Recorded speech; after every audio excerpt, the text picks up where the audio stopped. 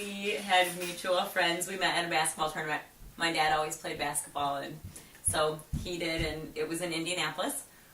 We had lots of, just mutual friends. We didn't really know each other. We just knew a lot of the same people, and then one time we just kind of saw each other, and we still hadn't talked that time, and then it just kind of, through a mutual friend. Yeah, we did. We both were just like, hi. So, and then we, I think from the first time we talked, we met, we were engaged within 3 months and married in 10. And I don't think we ever went longer than 4 days without. And we were long distance at the time, so it was really a wild. It was a quick courtship.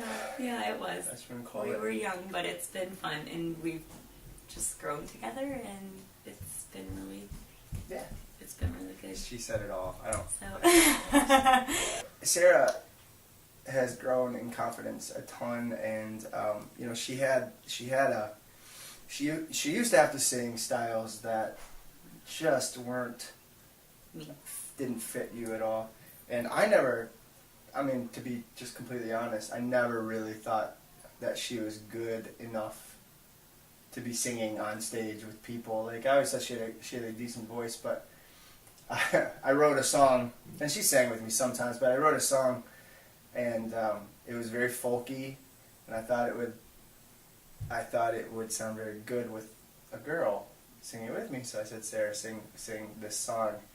And so we started singing it. I taught it to her, and she started singing it with me, and we hit some harmonies, and I just stopped and went, whoa, this is cool. So it was kind of this, like, we found her style, and we found her genre, and not only that, she felt good about it, which, when this girl's confident, she sings for real.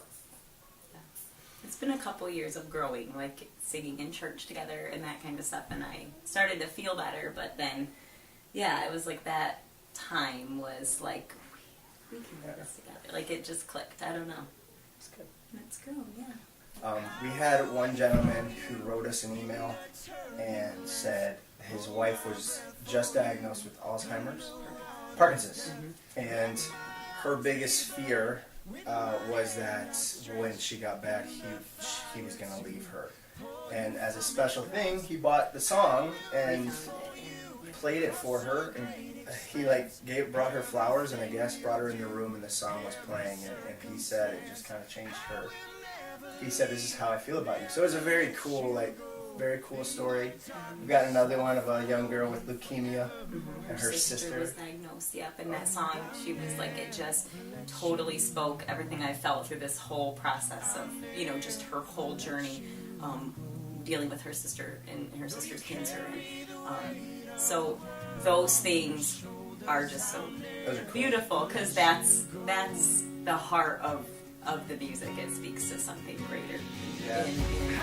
I'm glad people like the music. Yeah. And it's neat how many people have reached out just to say, we've really enjoyed this, or to give you specific feedback on how the music has affected them, or just what they love about the music. I think that's what we have been even more surprised at, is the amount of people who have just taken the time to, just to write, like, to encourage you. And that's really that's really amazing. Like, we are always blown away. It's such a journey. Do what you like. Yeah. I think the biggest thing is, if you're a singer-songwriter, you have to do what you enjoy and not do what people try to tell you to fit in. I think the biggest moment of freedom that we had was when we realized we don't have to do music, we do it because we like it. And so what's the point of doing it if you're not going to write what you enjoy?